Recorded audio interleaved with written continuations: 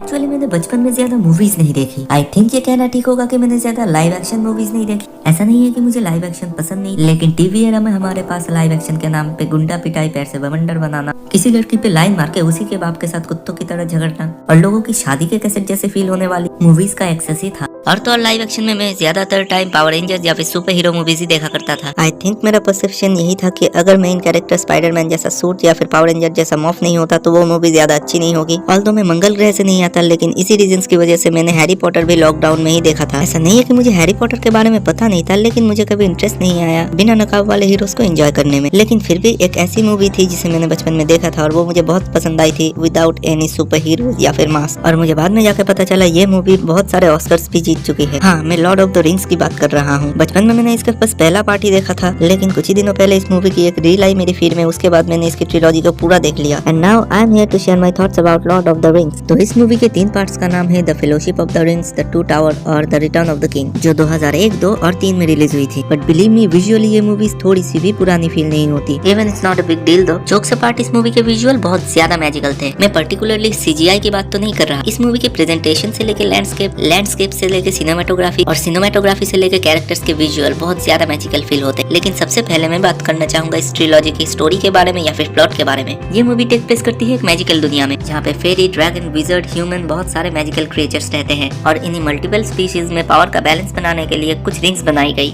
लेकिन एक टाइम बाद उनमें से जो रिंग सबसे ज्यादा पावरफुल थी वो अपने ही होल्डर को करप्ट करने लगी और टाइम के साथ अपना होल्डर चेंज करते करते हमारे मेन कैरेक्टर के अंकल के पास पहुंची। लेकिन तभी एक विजर्ड जो उनका दोस्त था उन्हें सजेस्ट करता है कि ये रिंग करप्ट है, इसलिए इसे तबाह होना चाहिए और जो भी इसे पहनेगा उसे इसके प्रीवियस ओनर्स मारने आएंगे। और इस एडवाइस को वो आदमी मान भी जाता है, लेकिन इस रिस्पॉन्सिबिलिटी को अपने नेफ्यू को दे देता है या फिर देना पड़ता है उसे। तो ये रिंग एंड में डिस्ट्रॉय होगी या फिर हो पाएगी भी, इसी को लेके है इसकी स्टोरी। इसका प्लॉट तो बहुत सिंपल है, लेकिन मुझे ये प्लॉट थोड़ा फैसिनेटिंग लगा, क्योंकि मोस्ट ऑफ द स्टोरीज में होता है पावर मिला तो दुनिया को बचाओ या फिर अपने दोस्त को बचाओ। लेकिन यहाँ पे ये पावर है एक कर्स है जिसे अपने मेन कैरेक्टर को डिस्ट्रॉय करना होगा, खुद को, दुनिया को और अपने दोस्तों को सेफ रखते हुए। ऐसे सेफ रखते हुए ना कि बचाते हुए, जिसका पता आपको मूवी देख के चलेगा। और इसी प्लॉट के साथ ही इसकी स्टोरी आगे बढ़ती है। तो अब बात करते हैं इसके कैरेक्टर्स के बारे में। इन तीनों फिल्मों को मिलाकर आपको बहुत सारे कैरेक्टर्स मिलेंगे और इसके कास्टिंग के अपीयरेंस से लेके एक्टिंग इतनी अच्छी, आपको एक सेकंड के लिए नहीं लगेगा कि वो लोग एक्टिंग कर रहे हैं। आपको लगेगा यही उनका ट्रू सेल्फ है। और मोस्ट ऑफ द कैरेक्टर्स अपनी खुद की एक छाप छोड़ जाते हैं। दूसरी फिल्मों में जहाँ बहुत सारे अच्छे अच्छे कैरेक्टर्स होते हैं, लेकिन मोस्ट ऑफ द टाइम वो अपने मेन हीरो को शाइन करवाते हैं या फिर मेन हीरो के किसी गोल को पूरा करने में मदद करते हैं। Even Lord of the rings में भी सेम ही है। सबका गोल है उस रिंग को डिस्ट्रॉय करना या फिर इस रिंग को डिस्ट्रॉय करने में अपने मेन कैरेक्टर का हेल्प करना। लेकिन हर एक कैरेक्टर को अपना आर्क मिला है, जो एटलीस्ट एक ट्रिलॉजी में तो बहुत रेयर है। लेकिन अब बात करते हैं इस मूवी में मेरा फेवरेट एलिमेंट की, जो कि है इसका प्रेजेंटेशन या वाइब। मुझे पता नहीं मैं क्या कहूँ, लेकिन भाई मैं एक ही बात कहना चाहूंगा, मैंने जिंदगी में कभी कोई फेरी टेल का नोवेल नहीं पढ़ा, लेकिन अगर मैं कभी पढ़ा होता तो आई एम डैम श्योर ये इसी मूवी की जैसा डेलुलू में फील होता। इस मूवी को देखते हुए आपको लगेगा ही नहीं आप मूवी देख रहे हो, आपको लगेगा कि आप एक कहानी को एक्सपीरियंस कर रहे हो। और इसीलिए मैंने पहले मेंशन किया था कि ये मूवी बहुत ज्यादा मैजिकल फील होती है। और इस मूवी का एक एलिमेंट मुझे हंटर एनिमे जैसा ही लगा। हंटर में हमने क्या देखा था, जो जितना पावरफुल है वो उतना ही पावरफुल बंदे से लड़ेगा। हमने देखा था कि नेत्रोमिरियम से लड़ता है, ना कि गॉन या किलुआ, जो कि बहुत ज्यादा रियल और प्रैक्टिकल फील होता था, क्योंकि प्रैक्टिकली मिरियम बहुत ज्यादा पावरफुल था गॉन और किलुआ से। और ऐसा ही होता है इस सीरीज में। दूसरे सीरीज में जैसे कैसे न कैसे मेन कैरेक्टर को ट्रेनिंग करवा के मेन विलेन से भिड़ाया दिया जाता है, यहाँ पे वैसा कुछ नहीं होता। जो जितना पावरफुल है वही उतने पावरफुल एनिमी से लड़ता है, जो कि बहुत ज्यादा रियल फील होते हैं। इवन मेन कैरेक्टर तो most of the time action में दिखता ही नहीं, जो कि बहुत लॉजिकल है क्योंकि वो एक हॉबिट है। लेकिन फिर भी इससे अपना मेन कैरेक्टर बिल्कुल भी वीक फील नहीं होता, क्योंकि हर टाइम वो उसी रिंग से लड़ता रहता है ताकि वो करप्ट ना हो पाए और अपने दोस्तों को भी उसी रिंग से बचाता है करप्ट होने से। और इसी से हमें पता चलता है इस सीरीज की राइटिंग कितनी स्मार्ट है। तो अब आते हैं मुद्दे की बात में, क्या मुझे ये सीरीज पसंद आई, क्या मैं इसे किसी को रेकमेंड करना चाहूंगा? जिसका आंसर है एब्सोल्युटली यस, क्योंकि उस मूवी को मैंने देखा कम और एक्सपीरियंस ज्यादा किया है और मैं चाहता हूँ हर कोई once in a lifetime तो इसे एक्सपीरियंस करे। स्पेशली अगर आपको गेम ऑफ थ्रोन्स पसंद आया है और उसका एक पीजी वर्जन आप ट्राई करना चाहते हो तो आप लॉर्ड ऑफ द रिंग्स देख सकते हो।